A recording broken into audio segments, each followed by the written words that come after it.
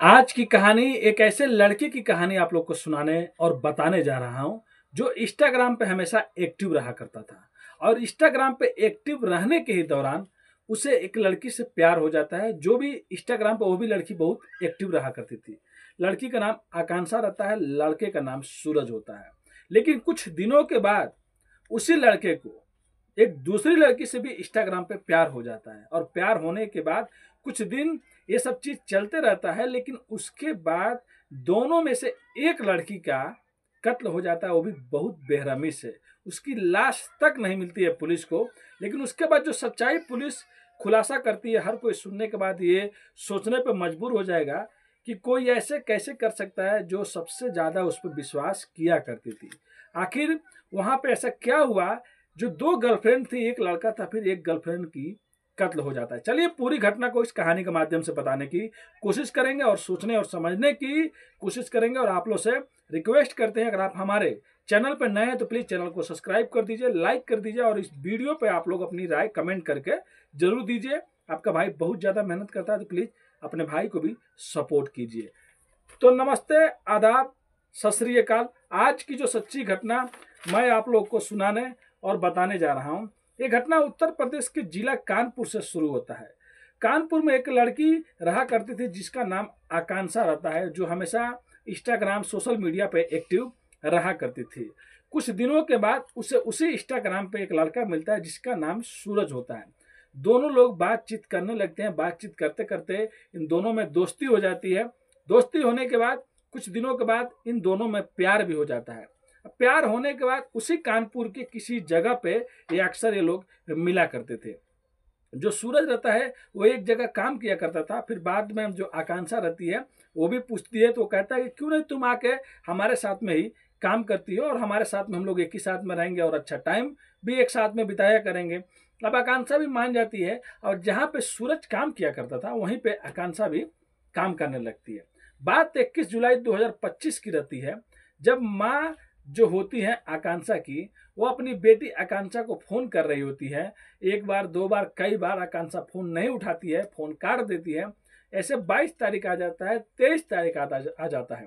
23 तारीख आने के बाद आकांक्षा के मोबाइल से एक मैसेज आता है उस माँ के मोबाइल पे, और उसमें लिखा रहता है, माँ परेशान मत होइए, मैं थोड़ा बिजी हूँ और आपसे खाली होकर बात करती हूँ। लेकिन यहाँ पे माँ को इस मैसेज के बाद डाउट लगता है, क्योंकि ये जो मोबाइल रहता है वो आकांक्षा के भाई का मोबाइल रहता है। आकांक्षा के भाई मोबाइल दिया रहता है अपनी माँ को, दिल्ली काम के सिलसिले में गए होता है। तो ये बात आकांक्षा को भी मालूम रहता है कि ये माँ का मोबाइल नहीं है, उसके भाई का मोबाइल है। और एक और बहन रहती है, उसको भी मालूम रहता है। लेकिन जब उधर से मैसेज आता है आकांक्षा के मोबाइल से, तो माँ को शक हो जाता है कि ये माँ क्यों बोल रही है। इसको भी मालूम हमेशा भैया करके मैसेज करती है, कुछ करती है। अब वो एक दो दिन और देखती है, आकांक्षा को फोन करती है, बात करने की कोशिश करती है, पूछती है बहुत लोगों से, लेकिन पता नहीं चलता। उसके बाद मोबाइल स्विच ऑफ हो जाता है। उसके बाद जो माँ होती हैं वो लोकल पुलिस स्टेशन में जाती हैं और जाने के बाद अपनी बेटी का, आकांक्षा का गुमशुदगी का रिपोर्ट लिखवा देती हैं और पूरी सच्चाई बता देती हैं, कैसे ऐसे मैसेज आया और मेरी बेटी यहाँ पर रहा करती थी।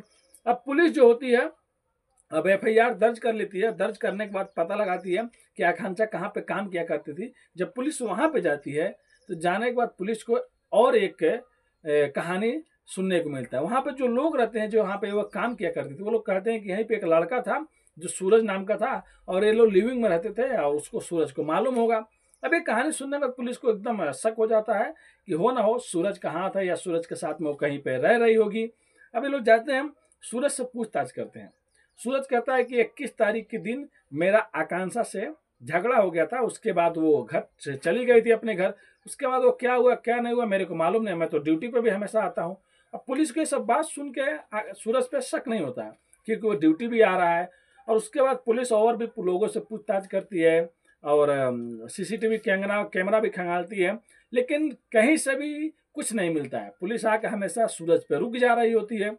अब पुलिस कहती है हो ना हो सूरज का ही हाथ है, क्योंकि सूरज उसके साथ में लिविंग में रह रहा था, सूरज के साथ में वो रह रही थी, तो सूरज हम लोगों से कुछ ना कुछ छुपा रहा है।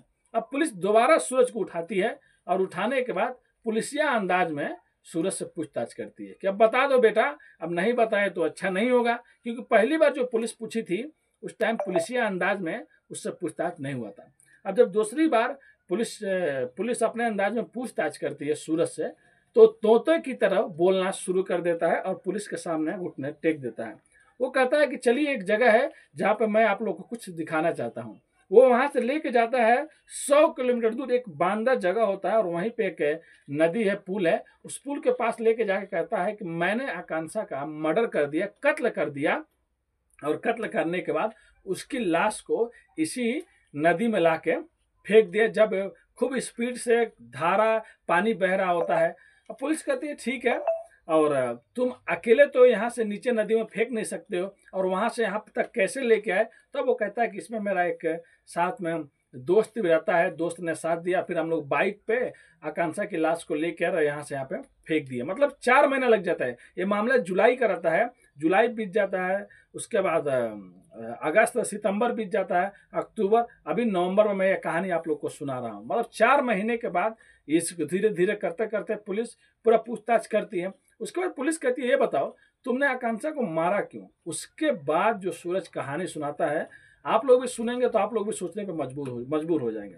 सूरज कहता है कि उसकी आकांक्षा से मुलाकात इंस्टाग्राम पे हुई थी। इंस्टाग्राम पे वो एक दूसरे से प्यार करते थे, मिलते जुलते थे, फिर दोनों एक साथ में रहा भी करते थे, और बाद में जाके जो सूरज होता है इसको एक दूसरी लड़की इंस्टाग्राम पे मिल जाती है, उससे ये प्यार करने लगता है। और एक दिन आकांक्षा सूरज का मोबाइल लेके चला रही होती है, तभी उसके मोबाइल में दूसरी लड़की का जो चैट रहता है उसका चैट देख लेती है। अब आकांक्षा जैसे चैट देखती है, देखने के बाद वो सूरज से झगड़ा करने लगती है। अब सूरज कैसे भी उसको मना लेता है, और मनाने के बाद अब उसको कहता है कि देखो कुछ मैं आगे कुछ करूंगा नहीं, बात नहीं करूंगा। लेकिन इसी बीच वो दूसरी लड़की को भी आकांक्षा के बारे में पता चल जाता है कि सूरज एक नहीं 2 लड़कियों से बात कर रहा है, मेरे से भी बात कर रहा है और आकांक्षा नाम की एक लड़की से बात कर रहा है। तो वो सूरज से झगड़ा करने लगती है, सूरज से वो भी कहती है कि बात नहीं करूंगी, तुम अच्छे नहीं हो।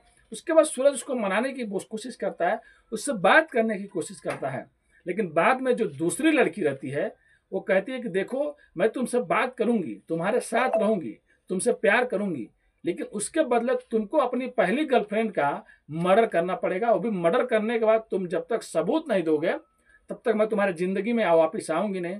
पहले तो सूरज मानता नहीं है, लेकिन बाद में वो मान जाता है। और मानने के बाद 21 तारीख को जब आकांक्षा रूम में रहती है भी रहता है, तो बातचीत में पहले झगड़ा होता है, और झगड़ा होने के बाद ये गला घोट कर उसका हत्या कर देता है। और हत्या करने के बाद एक सेल्फी लेता है और अपनी गर्लफ्रेंड को भी भेज देता है कि देखो मैंने आकांक्षा का मर्डर कर दिया। अब उसके बाद ये सोच रहा होता है कि मैं क्या करूं, उस लाश को कहाँ ठिकाने लगाऊं।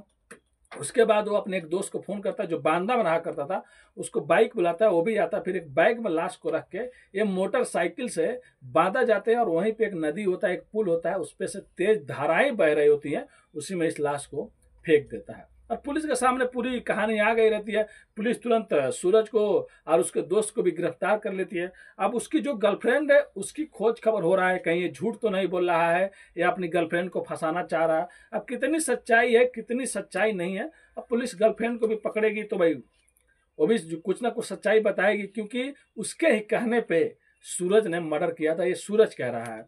तब पुलिस के पास लाश तो नहीं है, लेकिन कातिल है, आरोपी है। तब देखिए जो कानपुर पुलिस है कैसे कोर्ट में क्या सबूत कैसे पेश करेगी, क्योंकि जब लाश या जो भी चीज रहता है उस टाइम, तो उस टाइम का जो केस मजबूत होता है। लेकिन यहाँ पे लाश नहीं है, फिर भी वहाँ की पुलिस जो कह रही है कि कैसे भी हो इन लोगों को कोर्ट से बाहर नहीं आने देंगे, इन लोगों की कड़ी से कड़ी सजा जरूर होगी। और वो जो फोटो सूरज भेजा रहता है अपनी गर्लफ्रेंड को, वो फोटो भी मिल गया रहता है। और लाश के लिए पूरा जो वहाँ की पुलिस है समुद्र में नदी में घुसकर वो जितने भी टीम है सब लाश की खोज खबर कर रही है। लेकिन कई महीना बीत गया तो लाश मिलने का चांस बहुत कम है। लेकिन वहाँ के जो अधिकारी कह रहे हैं कि हमारा जो अभियान है, अगर लाश मिल गया तो ठीक है, नहीं भी मिला तो इन जैसे आरोपियों को कड़ी से कड़ी सजा जरूर दिलवाएंगे। तो ये थी कहानी उत्तर प्रदेश कानपुर की, जहाँ सोशल मीडिया पे प्यार होता है और सोशल मीडिया पे ही दूसरी गर्लफ्रेंड ये कहती है कि पहली गर्लफ्रेंड को मार दो, उसके बाद मैं तुम्हारी जिंदगी में आ जाऊंगी। तो उस गर्लफ्रेंड को भी सोचना चाहिए था, अगर उसको तीसरी मिल जाएगा तो दूसरी को भी फिर मार देता। तो ऐसे लड़कियों को भी सोच समझ के किसी से प्यार करना चाहिए और सोच समझ के किसी से बात करना चाहिए। तो ये थी कहानी सुनाने का उद्देश्य दोस्तों किसी का भी दिल दुखाने का नहीं है, बस आप लोग को जागरूक और आप लोग को सचेत करना है। जहां भी रहें तो सेफ रहें, स्वस्थ रहें, जल्दी किसी पे विश्वास मत करें और अपनी फैमिली का अच्छे से ख्याल रखें। जमाना बहुत खराब है और कहीं भी रहें, कुछ भी प्रॉब्लम हो रहा है तो पुलिस से मदद जरूर लें।